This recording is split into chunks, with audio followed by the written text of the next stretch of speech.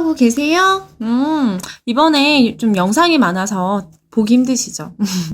어쩔 수 없습니다. 우리가 상대적으로 문법에 투자를 많이 해야 되기 때문에 조금 힘내시길 바래요. 자, 여기는 페이지 21쪽에 있는 부분입니다. 이번에는 하나 남았어요. 언어와 사고 끝났고요. 언어와 문화 끝났고요. 이제는 언어와 사회 끝났고요. 언어와 문화의 관계에 대해서 한번 보도록 하겠습니다. 여기 가에 보시면요. 우리는 쌀을 주식으로 하는 농경 문화에 살고 있기 때문에 이렇게 쌀을 표현하는 방법이 다양해요. 근데 영어에서는 오로지 라이스라고 단어를 표현합니다. 왜냐하면 영어는 농경 문화가 아니기 때문에 이런 말을 썼다는 얘기는 문화가 있으면 언어가 발달한다는 이야기를 하고 싶겠죠. 나를 한번 볼게요. 눈과 함께 생활하는 이누이트족 아시죠? 추운 겨울에서 살아남기 위해서 다양한 눈의 이름을 갖다 붙였습니다. 내리는 눈, 땅에 쌓여있는 눈, 바람에 휘날리는 눈 등으로 구별하여 부릅니다. 왜냐하면 이들은 어떤 눈이 내리냐에 따라서 어떻게 행동을 해야 될지가 달라지니까요. 그래서 언어와 문화의 관계를 설명하라고 하면요. 이렇게 설명하면 되겠는데요. 언어는 그 언어를 사용하는 사회의 뭐를 반영한다고요? 문화적 특징을 반영한다. 이렇게 보시면 되겠네요. 언어는 그 언어를 사용하는 사회의 문화적 특징을 반영한다. 이렇게 보시면 되겠습니다. 1번에서 하고 싶은 얘기였어요. 2번을 한번 가보도록 할게요. 한국어를 배우는 외국인 친구에게 다음 말의 의미를 전하려고 합니다. 어떤 어려움이 있을까요? 역시 언어와 문화의 관계를 중심으로 말해보자고 합니다. 물론 그 비정상회담에 나오는 타일러 같은 친구라든지 다니엘 뭐 이런 사람들, 그리고 너무 고마운 게 그 외국인들은 우리나라를 정말 사랑해주잖아요. 그런 사람들에게 이런 것들을 설명하기는 생각보다 쉬울 거예요. 우리보다 더 잘할 수도 있어요. 왜냐면 어학당에서 그림을 가지고 보거든요. 그런데 여러분들이 나중에 한국어 강사가 됐을 때 또는 나중에 외국에 어학 연수를 가거나 유학을 갔을 때 그 나라에 있는 친구들에게 전달하고 싶을 수도 있잖아요. 그죠? 그래서 여러분들이 이걸 한번 설명을 해보자고요. 사전놀이 일단 여러분들도 잘 모르던데요. 이렇게 집을 이렇게 쌓아서 사람들이 이렇게 메고 있는 거예요. 이거를 사람들이 이렇게 막 서로 메고 다가가면서 꼭대기에 있는 사람을 이렇게 물건을 뺏는 것, 그런 거 사전놀이라고 하고요. 널뛰기, 윷놀이, 쥐불놀이 너무 잘 아시니까. 근데 이거를 설명하려면 일단 집이라는 단어부터 설명을 해야 되는데 외국에 밀 있으니까 집이 있기는 하겠다, 그죠? 이런 것들을 설명을 하기가 너무 어려운 거예요. 이유가 뭘까요? 라고 얘기를 한다면 일단 문화죠, 뭐, 그죠?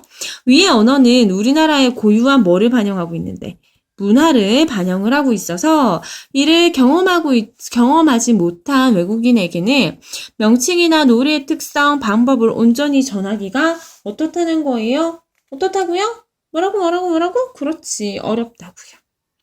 어렵다. 문화를 경험해보지 못한 사람에게 그 나라의 문화를 제대로 전달하는 것은 쉬운 일이 아닙니다. 3번 문제로 한번 가볼까요? 그래서 2번에서 하고 싶은 얘기는 뭐야? 단원도진입적으로 얘기했을 때 언어와 문화는 관계가 깊다. 그러면 언어를 잘 배우려면 그 나라의 문화를 좀 알면 좋겠다. 그죠? 여러분들이 영어를 잘 하려면 외국에 영어를 쓰는 특히 미국이나 영국의 분위기를 잘 알면 좋겠죠. 우리나라는 물론 미국식 영어를 사용하고 있지만요. 다음 글을 읽고 오늘날 결혼 문화를 떠올려 볼 때 장가가다, 시집가다라는 말이 적절한지 생각을 해봅시다. 굉장히 거북스럽네요. 장가가다, 시집가다. 이거 누구한테 쓰는 거야? 장가가다는 주로 성별이 남성인 사람에게 쓰는 거고요. 시집가다는 주로 성별이 여성인 분에게 쓰는 내용입니다. 자, 밑에 있는 본문을 한번 보도록 할게요. 장가가다 또는 장가들다라는 말은요. 장가, 다시 말하면 남자가 장인, 장모가 사는 집으로 들어간다는 뜻이에요. 남자가 장인, 장모가 사는 집으로 들어간답니다. 남자가 장인, 장모의 집으로 들어가는 것은 그 옛날 모계사회의 한 유습으로 고려 때 솔서제라고 불리는 일종의 대릴사회제에서 유리를 합니다.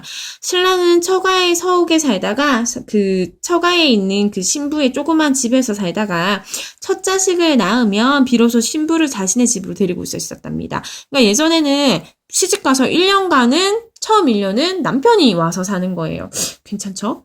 남자가 일시적으로 장가가는 것에 비해서 여자가 시집으로 가는 일은 좀 다르죠. 그죠? 남자는 첫 자식을 낳으면 떠나지만 시집은 한 번 가면 다시는 돌아올 수 없는, 말하자면 출가 외인, 한 번 집 밖으로 출가 결혼한 사람은 외인, 남의 사람입니다. 그러니까 이 집으로 못 들어와요. 이거거든요.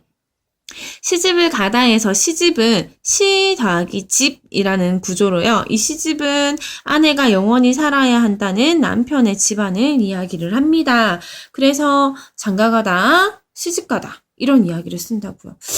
근데 이거 얘들아, 요즘에는 어때요? 요즘에는 장가를 가다? 시댁 어른들이랑 같이 사시는 분도 있지만 따로 사는 사람들 많잖아요. 그죠?